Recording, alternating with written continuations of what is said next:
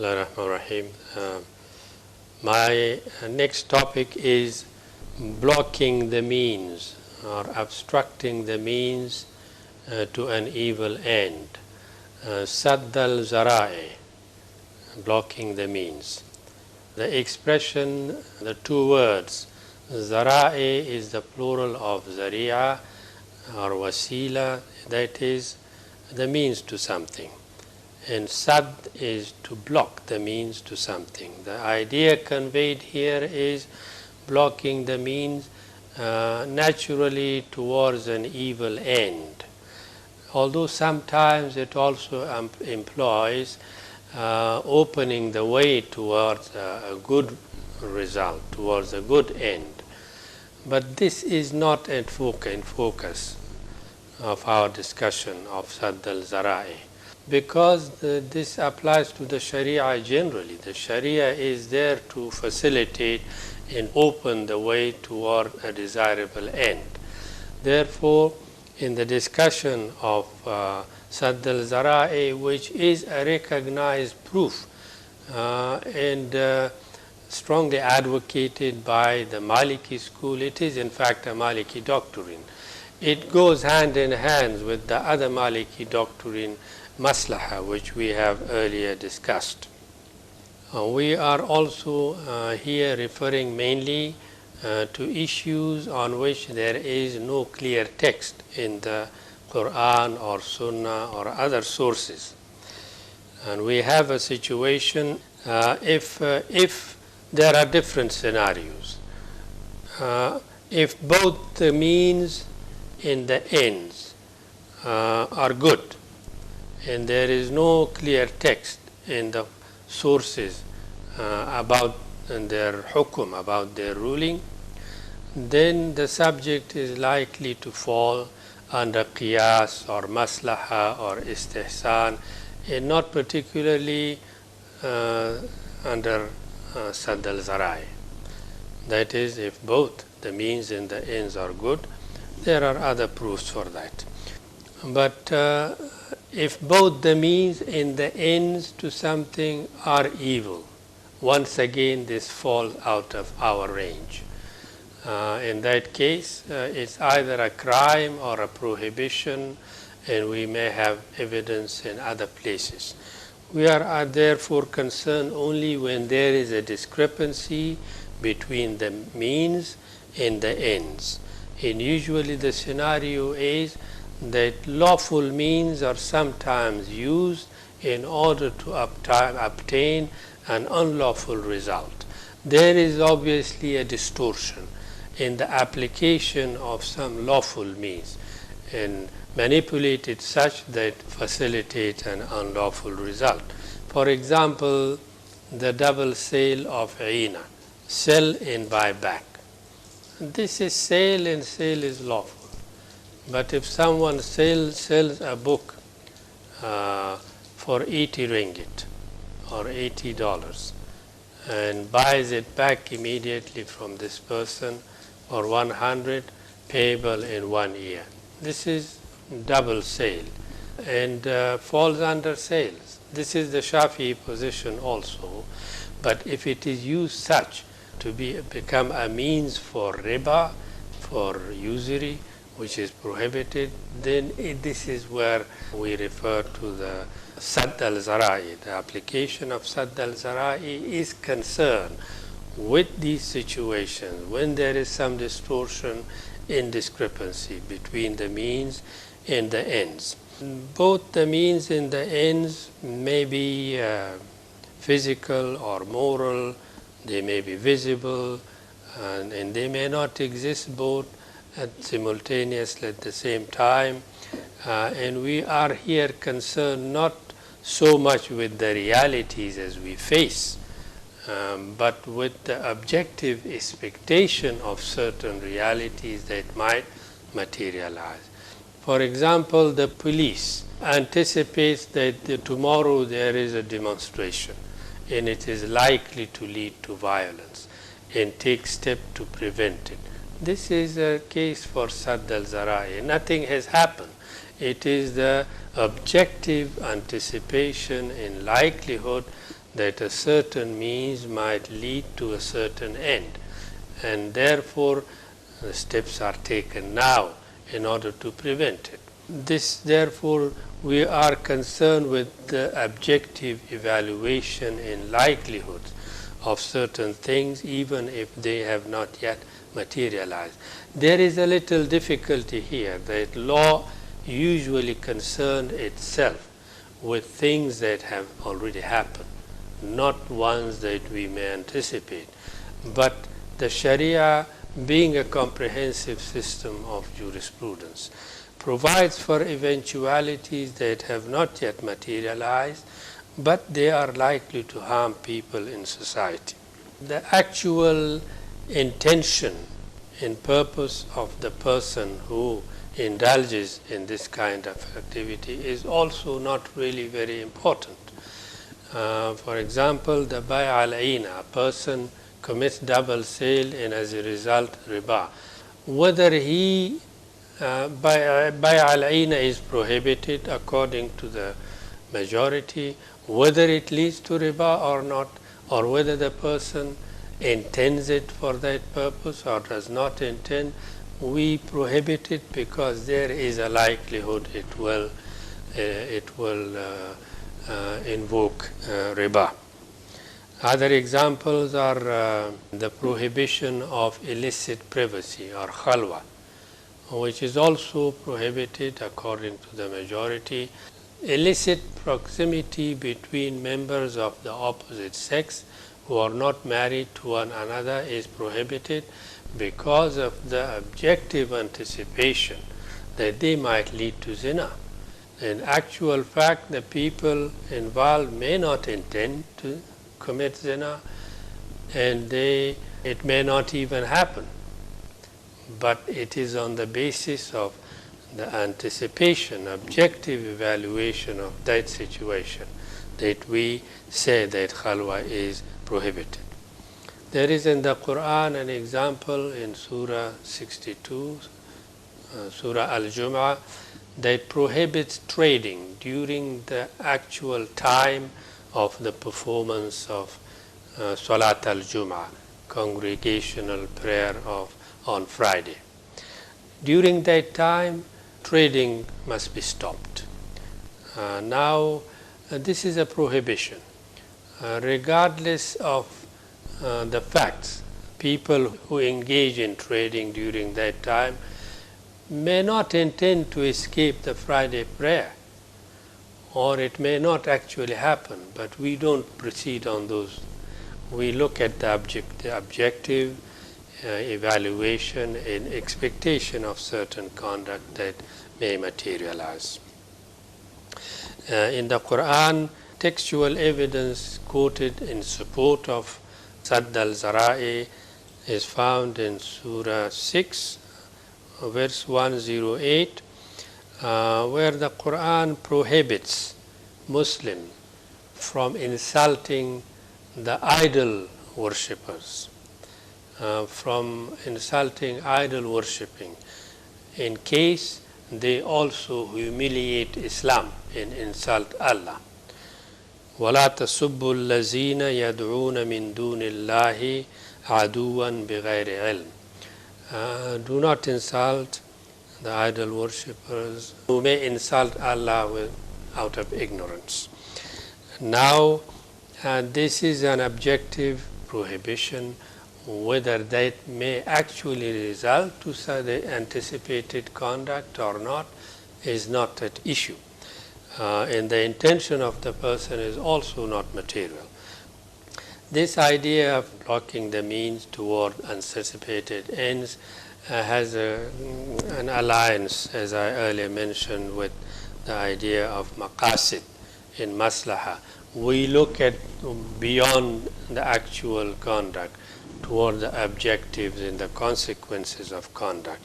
And this is also a comment related to this is made by Al-Shatibi, the principal advocate of maqasid, that the lawgiver has intended certain consequences and objectives behind the rulings of the Sharia. We must not separate the two. the rule and its purpose, also the means and its anticipated ends.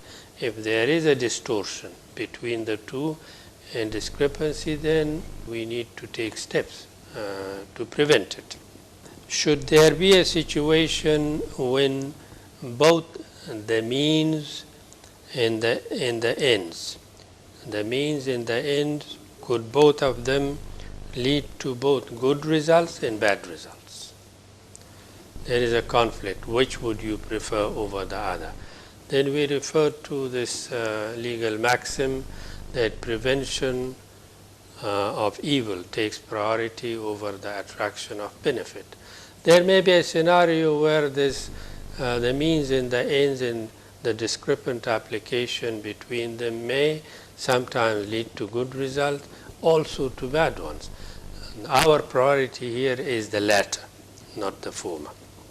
In addition, a reference has been made to Quran, Surah 2, verse 104. This is with regard to the manner of addressing the Prophet. The believers are enjoined not to say to the Prophet, Ra'ina, but say, pay attention to us and listen. وَلَا تَقُولُوا رَاعِنَا وَقُولُوا انظُرْنَا وَاسْمَعُوا. The story of this verse is that the Jews used this word, it's a homonym.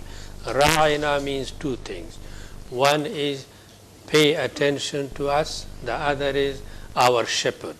Since it conveyed two differential meanings, and the Jews often use it with this derogatory application, the Quran ordered the believers not to use it. Not to use it because of the evil end and the kind of distortion that was anticipated. In the Sunnah of the Prophet also we have sometimes rulings. The creditor, one who extends a loan to someone else, is not allowed to take a gift from him, in case this becomes a kind of, a disguise for riba. Sometimes also in the Sunnah of the Prophet we have rulings that the hudud, prescribed penalties, are suspended during military engagement, during war. This is also in order to prevent a certain anticipated result. The anticipation is that Muslim warriors may defect and join the enemy forces. So suspend the hudud during that time. Lawful means expected to lead to an unlawful, undesirable end, and therefore a certain position is taken. There is, however, difference of opinion among the ulama in mazahib over the authority of Sadd al-Zara'i. The Hanafis and the Shafis do not recognize Sadd al-Zara'i as an independent source of law in judgment. And they say that the cases that fall under this could be resolved by reference to these other proofs like analogy, maslaha, istihsan, etc., and urf even. And therefore they don't recognize it as a proof independently. But the Malikis and the Hanbalis, being the principal advocate of Sadr al-Zara'i, they recognize this as a proof of Sharia. And Al-Shatibi and Abu Zahra, they have both looked into these, the merits and demerits of the discussions, and have reached the conclusion that actually the areas of difference, the actual differential between these mazahib is limited, over-limited in number of minor issues. In essence, there is basically a broad sphere of agreement among all the mazahib. And the differences that have arisen is actually over the evaluation of the grounds, the means that sometimes may or may not lead to a particular end. There is doubt those means are differently evaluated by different schools. But essentially there is very little difference. And from this point of view, the extent of the relevance of the means to the end, there are three positions taken. In fact, there are four areas of application of Sadd al-Zara'i, as I will briefly illustrate. Firstly, when the means to something definitely leads to anticipated end, like someone who digs a deep well behind a door that is open to the public, and someone opens the door and steps into the well and falls into it. And this, the means definitely leads to its anticipated results, and it is prohibited. There is a general agreement among the mazahib, regardless of the theoretical differences, even a consensus that this type of resort to kind of means to lead to that kind of end is prohibited. There is no difference about it.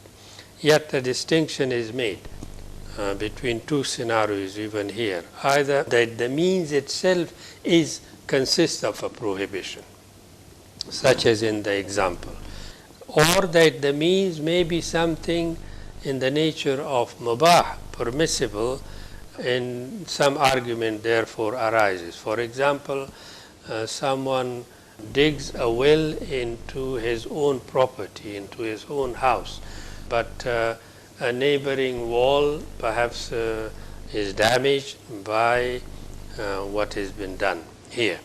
That digging a well in one's own property is basically permissible, but the result that is materialized, if it is so close that it is actually anticipated that will be the result, then there is once again no difference that the person is liable to damages.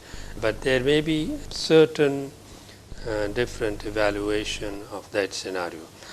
The second of the four situations is when the means to an end is most likely to materialize the anticipated end, but not always. By dominant probability, it is likely. Like someone who sells weapons to both sides during an open conflict. Selling weapons to both enemies during wartime, it is prohibited by the Hanbalis and Malikis because it leads to the loss of life and to evil ends. The Malikis and Hanbalis say it is haram.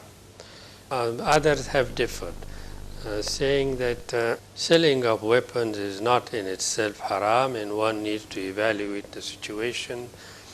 Third scenario is when the means to an anticipated end frequently leads to that end, but it's not a dominant probability. By the sale of the double sale of Aina that we earlier gave an example can be given here again.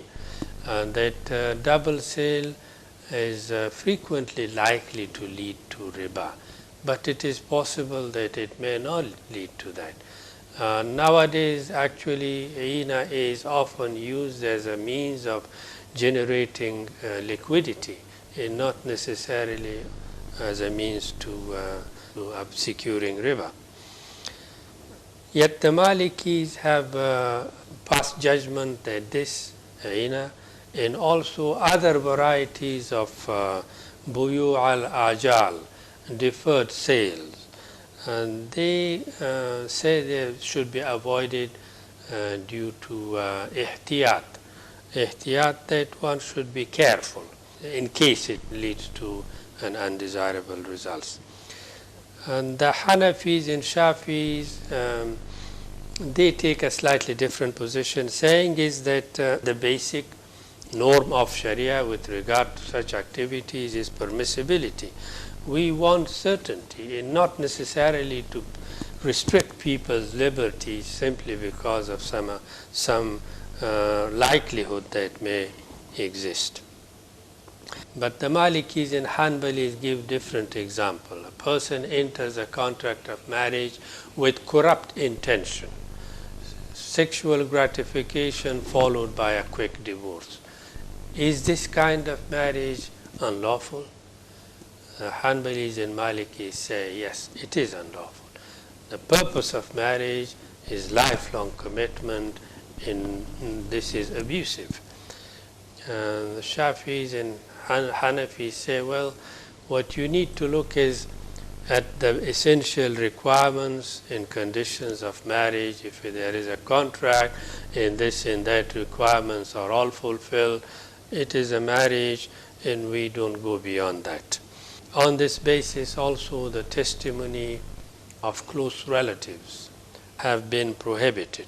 Although there is a son for a father and vice versa, wife for husband, vice versa, there is this suspicion that it might distort the truth, and therefore there are differences, but basically because it frequently leads to undesirable result, although that may be very rather rare and less frequent. And the fourth scenario is that the means to an end rarely leads to its anticipated end. Someone digs a well in his property without any likelihood or intention, or a grape seller sells grape to someone in the marketplace or outside.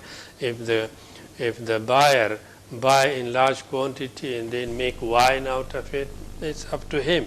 We cannot stop marketplace transactions just because of this suspicion it might. Imam al-Shafi'i goes even as far as to say that a murder weapon may be sold, even if we know that weapon has been used for murder. Well, this is a sale. The weapon does not commit crime. It's the people you are looking at.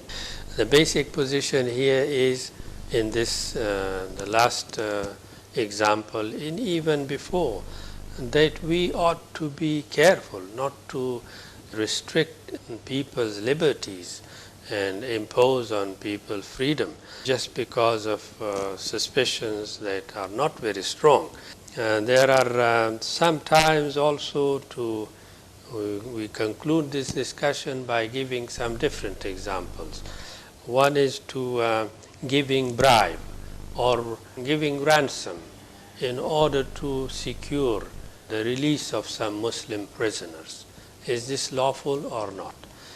Many have said that since this secures a lawful end, even if the means is unlawful, it's the reverse scenario. The means here is unlawful, the end is lawful, securing release of Muslim prisoners.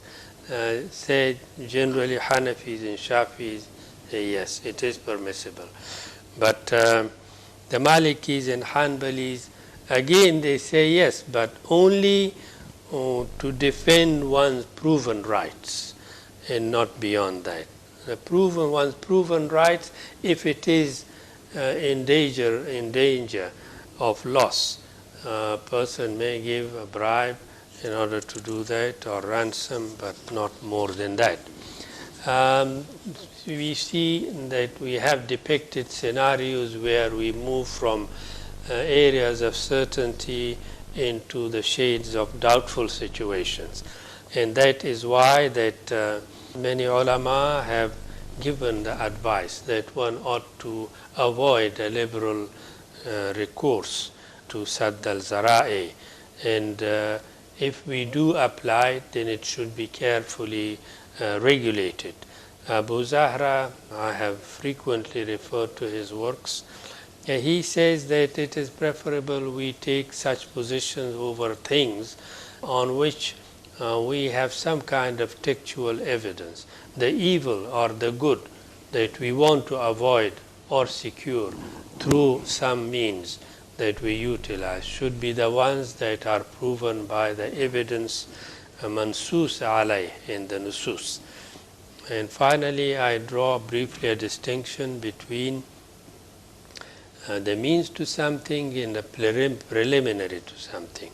I have written about this in my chapter I would not engage in detail. The difference is that the means to something is not always leads to the same result, whereas the preliminary is a part of the result, leads to it. There is that kind of distinction. There is finally a certain distinction drawn between the means in the hila, Sadd al-Zara'i, in recourse to what is known as legal stratagem or hila. The difference is that in Sadd al-Zara'i, the means we are applying in order to facilitate good end, a lawful end.